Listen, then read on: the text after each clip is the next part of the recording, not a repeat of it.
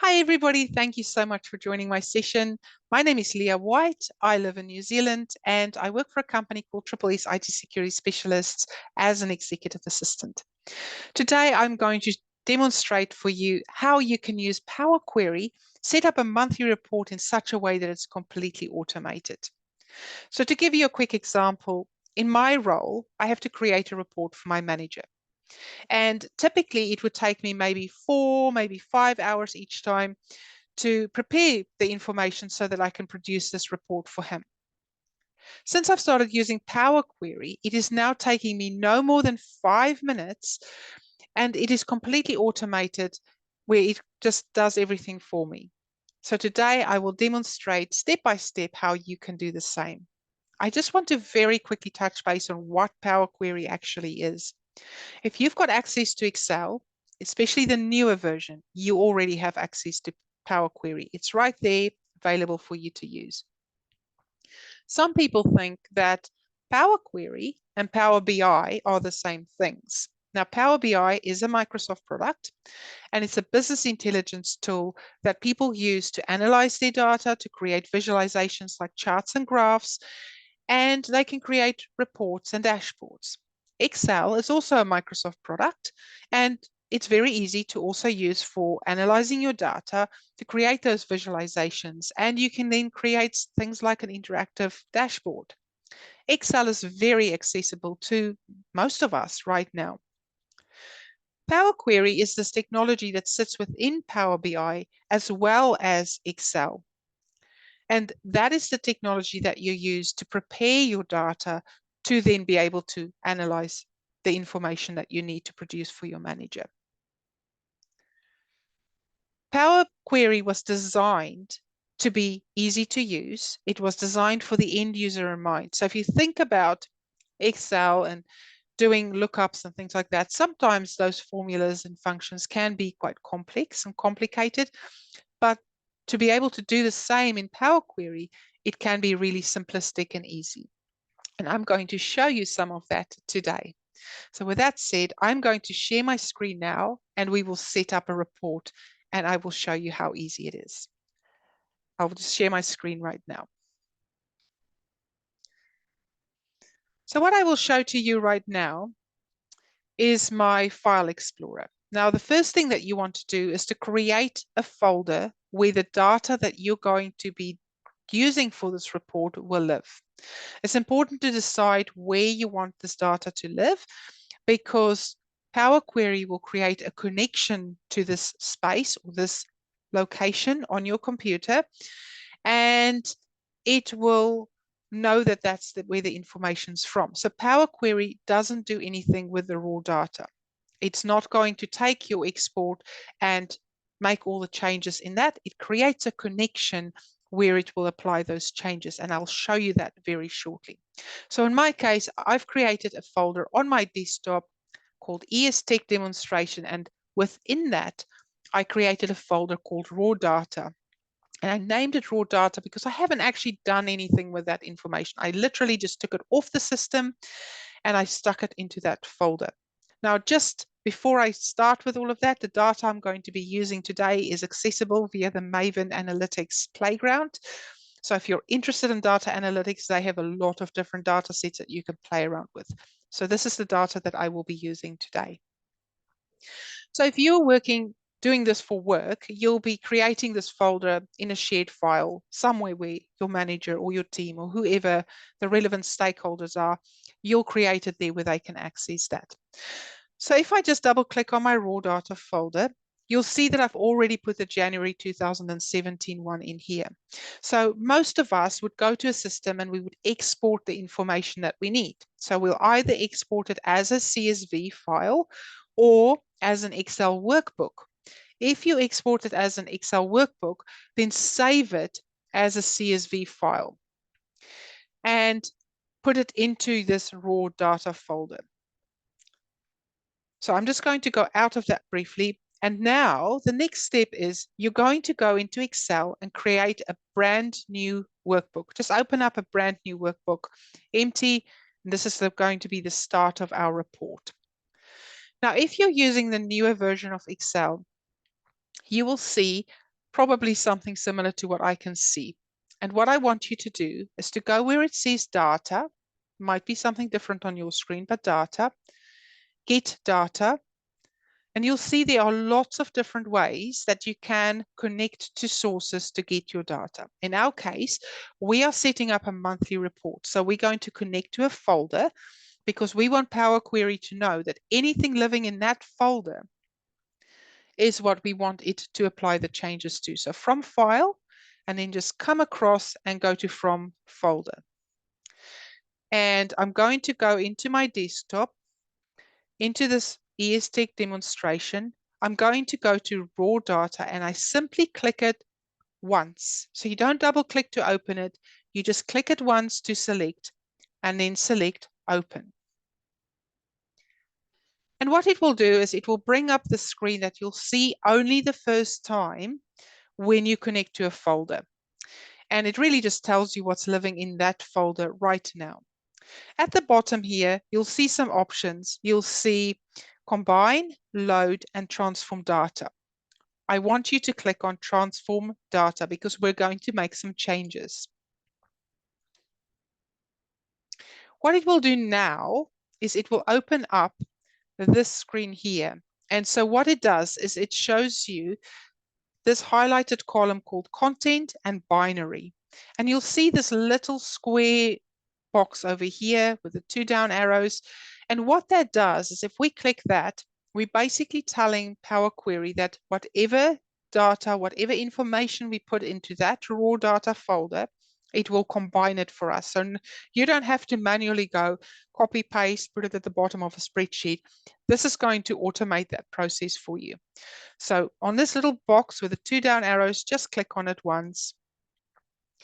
And it will then open for you into this preview screen. So you don't have to actually spend too much time evaluating. It's really just working out what data types might apply to these different fields. And we'll talk about data types in just a second. So here you can click on OK. And it will now open up PowerQuery for you. So it's as simple as that. Excel, data, get data, and you connect to that folder and it brings you into this screen. Before we go on, I'll just briefly share with you what these different elements are that you can see. So on the left, you see what is called the queries pane. And so every time you bring a new data set in, so if I bring a different data set, perhaps I work for an HR team, and so this data might be exit interview data, and then maybe I want to bring leave data in as well. So if I bring another data set in here, it's going to come in here as a query.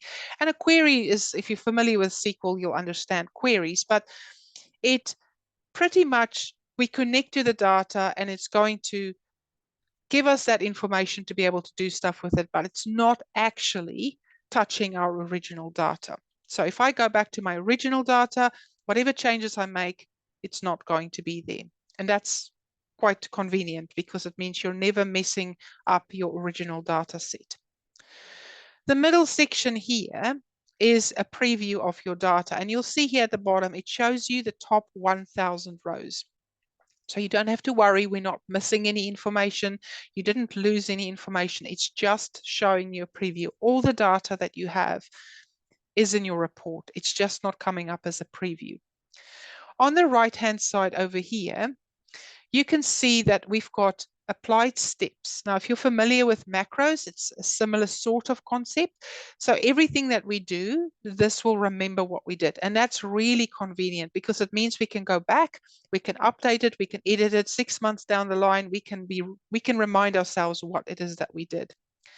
And then it's got some functionality here at the top, home, transform, add column, view.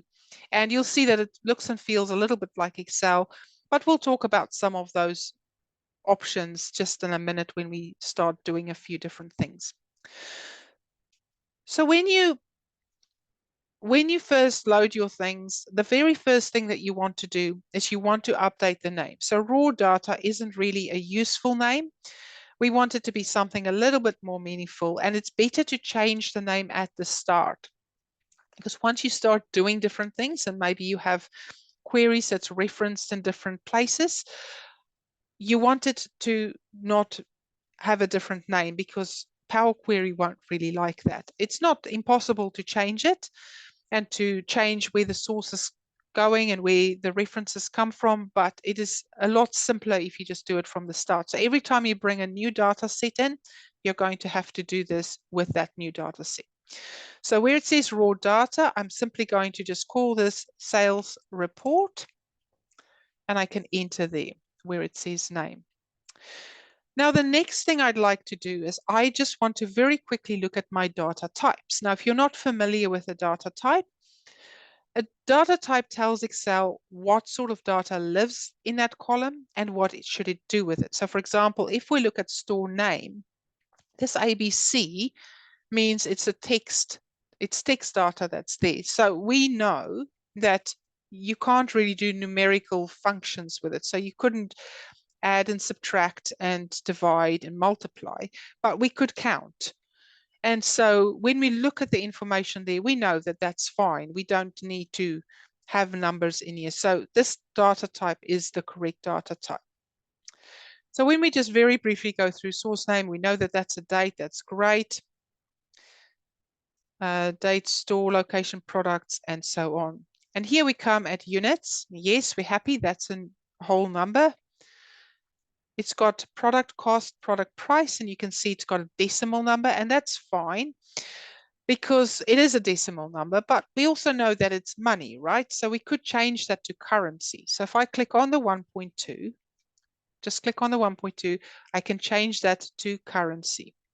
It will ask me if I want to replace the last step because PowerQuery did make some changes when it brought it in, but we don't want to replace it. We'll just add a new step.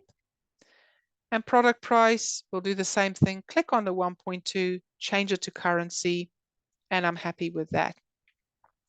The next thing that I'd like to do is to remove columns that I don't really want. So for example, source name. So if I just click here next to source name, it will highlight my entire column. The reason there's a source name column is because in that folder right now is a data set called January 2017.csv.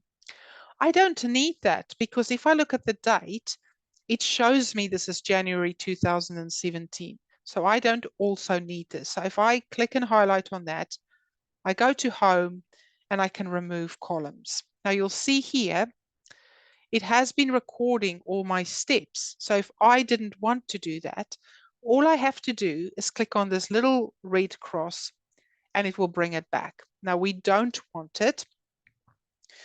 So what we will do is we will click on it again and we will remove it.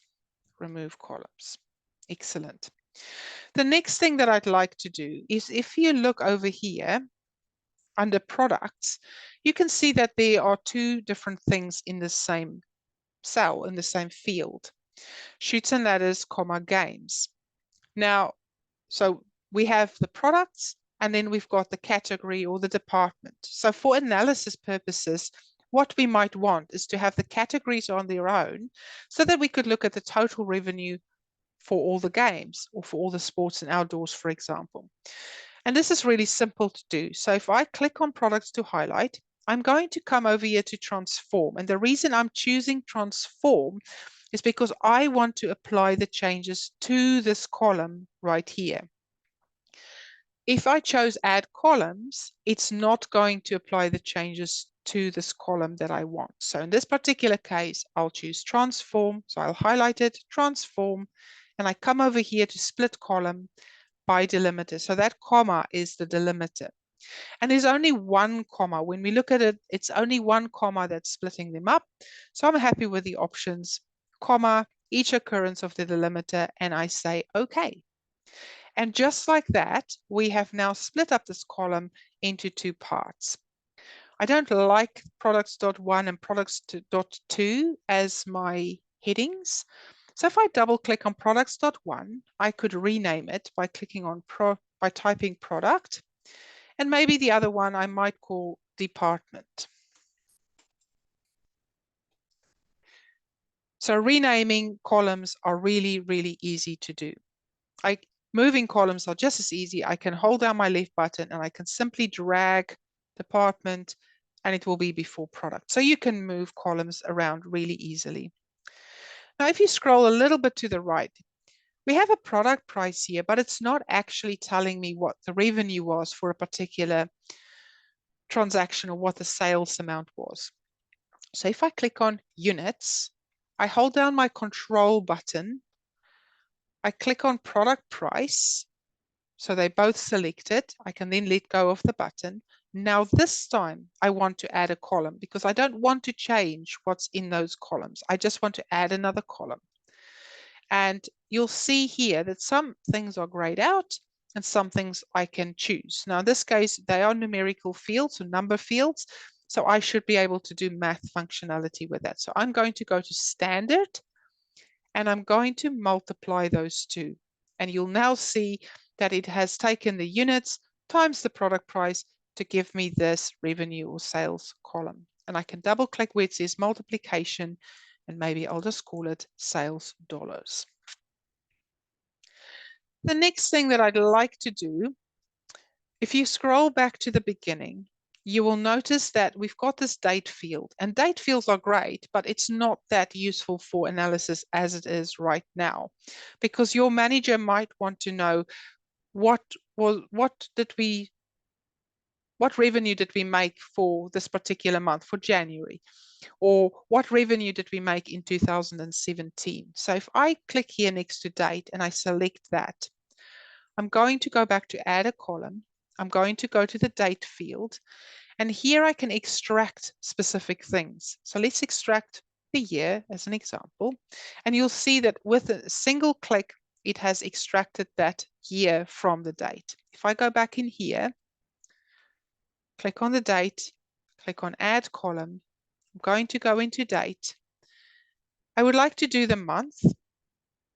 Click on month. This gives us a number, and I will come back to why that one is important.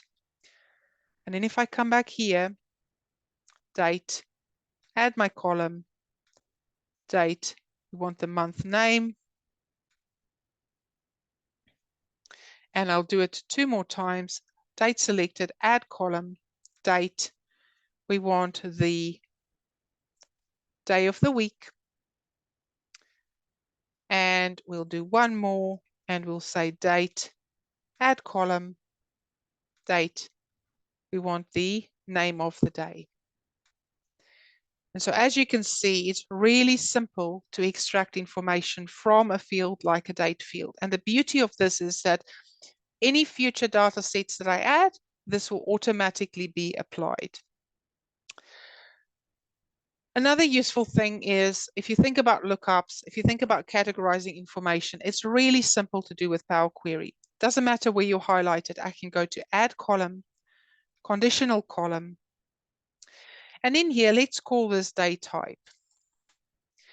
So if my column day name equals a Saturday, I would like to call this weekend. I'm going to add a clause. If my day name equals a Sunday, I will call this weekend. Otherwise, I will call this weekday. So it's really simple to do the same functionality as you would do with a lookup formula in Excel. And I click on OK, and you can see that it was very simple, it was very easy to do. So notice here, it has made the data type both text and number. And so if we click on that, we can make this text because we know there shouldn't be any numbers in those fields. So at this point in time, I'm really happy with this. I think now I can actually go and load this information into my report. So if you go into Home, where it says Close and Load, I want you to click on the little drop down over here. Don't click on Close and Load straight away because it will just bring the information in without giving you the control to decide how it does it. So click on the little drop down and select Close and Load To. If that's grayed out, you can choose Close and Load, but otherwise Close and Load To. And with this little box that popped up, tick only create a connection and tick add this data to the data model. Because here's the thing, you don't actually need to bring in all the rows and the columns because we can get that information in another way. So only create a connection, add this data to the data model and click on OK. And so when you look over here now, you can see that we have just applied our changes to 29,547 rows. So it was really simplistic, it was really easy, it was really not very complicated or time consuming, but we have applied all those changes to a significant volume of data. So the way to get to your information now is if we choose a spot here on this blank tab, or on this blank sheet that you've got. I've chosen A1, go into Insert, go into Pivot Table from Data Model. So this is the way that we're going to access our data. And you can do it in different ways to get the best out of the information and to summarize the information in a way that's meaningful for you. This will come up and it's really just asking you where you'd like to place it. We're happy with that spot and we can click on OK. And on the right here, you can see that it's opened up the fields. So if I open up the sales report, it's got all your columns that we just created and that we had in the original set. And so the first thing we might want to do is if we take the sales amount and we just drag that into the values, we can see that this entire data set, the entire sales for January is worth $542,000. Let's do another one. So for every pivot table that you do, you just create a new one and you can have as many as you want. You can put them into different of these tabs or sheets. But let's create another one over here. So we go Insert, Pivot Table from the data model. And this time around, let's just see if we maybe perhaps take the store location and I'm going to put it as rows. And let's put the sales amount. We'll do that over there. We'll do another one. We go to Insert, Pivot Table from my data model. This time round, perhaps we would like to have something with the month name. Put that as rows. And perhaps we add the sales dollars over there. Happy with that. And maybe we'll do one more, Insert, Pivot Table from my data model. And we could do maybe the departments. And we can put sales dollars. So we might do these as our key metrics that our manager wants to know. But just to give you an example, for example, I can say Insert, I can add another pivot table, and I'll just show you why I like pivot tables. So for example, you could have the store location. We could then drill down to department. We could perhaps have the dollars, and then we could have the month name as a column. So when we now look at this, you can go down even more by saying, oh, I can see airport sold, the most of what they sold were electronics. And then when you look at commercial, they sold more toys, and downtown significantly more toys than, for example, arts and crafts. And so it becomes a really useful tool to start getting more insights out of this. Now, before I go on and show you the next step, one of the things that is very, very useful around pivot tables and PowerQuery and so on is that we can now use this to automatically update for us. So if we just go back into our shared folders over here, let's take the February data and I'm going to stick that into my raw data. So now we've got 2 months worth. For as long as it took me to get the February ones, save it into this raw data, that's how long it will take you. So if you come back into your report that you're busy creating, we click on data and we say refresh all. You will now see very shortly that it has automatically added February. We have now made those changes that we did before to 58,198 rows. So as long as it took us to move that February one into that folder, that is how long it took us to update a next month's worth of data. Now remember when I said that we had the month with a number and the month name. So what we could do is, whilst we're in data, if we just come over here, you see my little green icon here. It may be something different on your side. It might say data model, but if we click on that and I click on month name and I go to sort by column and I want to sort it by the month, because that's the number field, and I go OK. And now I click on month and I do this little drop down and I go from smallest to largest. It means that we will sort the months in the order that they are. January, February, March, as opposed to April and then August, because Excel will sort it alphabetically, but that's not how we want it. So there's no real save button here. You just close it. And now you'll see that it has automatically updated it to be in the right order. Let's very quickly just add a few more of those. So if I go, I'll just do all the rest of them. And I will stick them into my raw data folder. I come back into my report. I'm going to data, refresh all. I've now done 6 months worth, same changes that I've done before.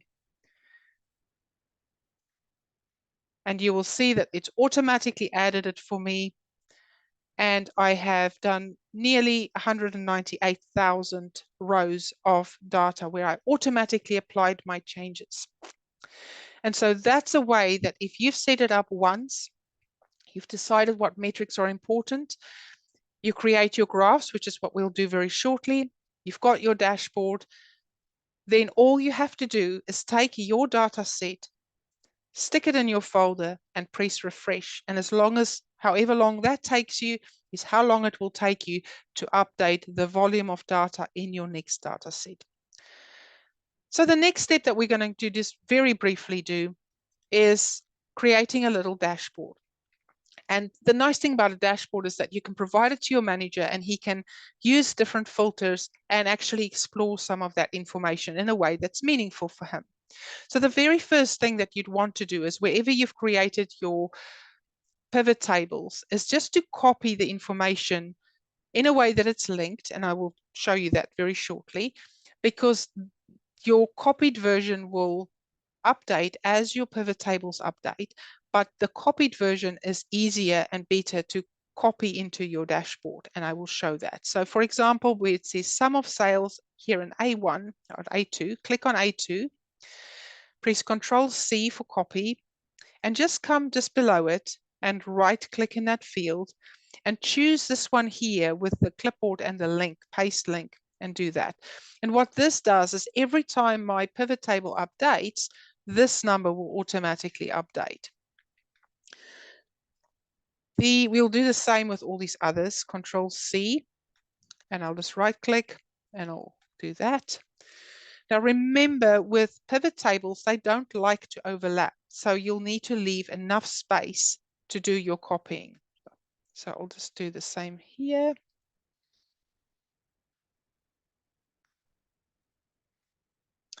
And link that, and we'll do this last one.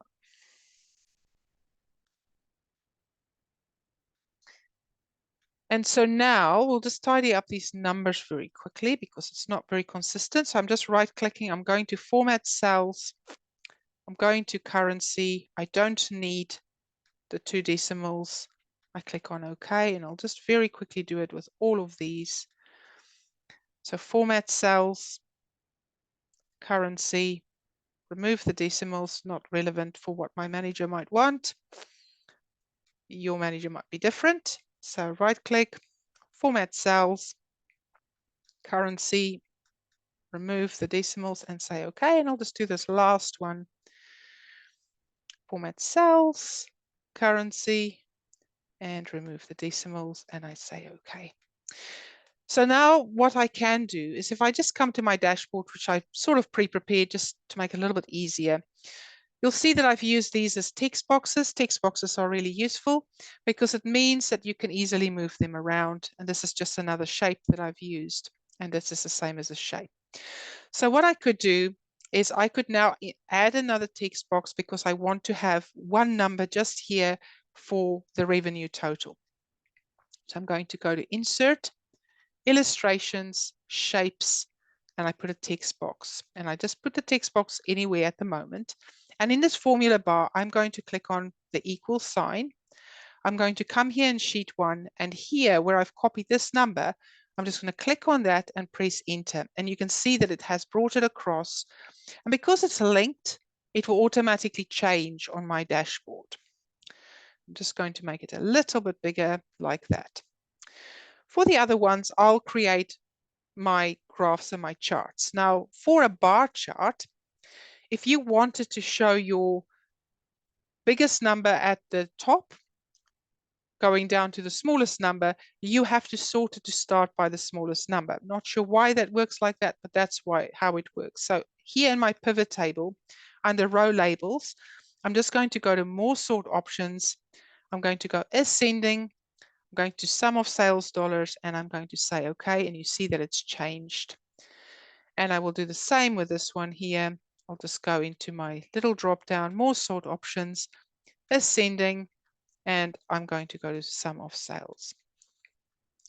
And now we can quickly create our graph. So I'm just highlighting all that, go to Insert, go to here, and go to my bar. And as you can see, it has sorted it for me. So it's always the highest amount at the top. I don't need a chart title for this particular one. And you can remove things like these lines. We don't need all of that. And I don't need these amounts at the bottom. If we click on these, we can add our data labels. And I'll just resize it a little bit just to make sure that it actually will fit each time. So now I can actually move that across to my dashboard. And I can just stick it anywhere that I want, like that. I'll just do one more just to demonstrate how this might work. I'll do this line graph here with the months. Insert, I go in here with the line graph. And again, I can just take the chart title out, take out the lines just to tidy it up a little bit. And I can move that across. And so as you can see, we now have, if I close this format area and I close that one there, we have two graphs. That's part of our dashboard. You can obviously put many more other different things in. So what we could do is if I go in here by my sum of sales and I go to pivot table analyze and I insert a slicer. So for the slicer, I might want to have the month name. I might want to have the location. I might want to have the department. And let's keep it at that. You can see it's created these three filters.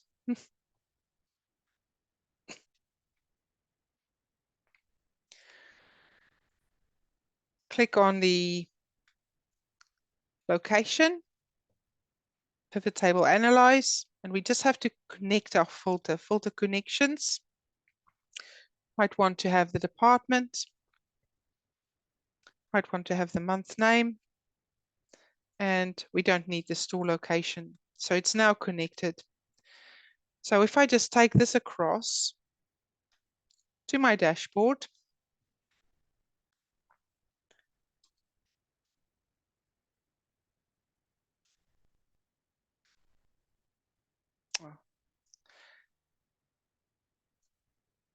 if I take this back to my dashboard, and I'll just move them a little bit so that you can see. Obviously, you'll spend some time just resizing them in a way that's meaningful to you.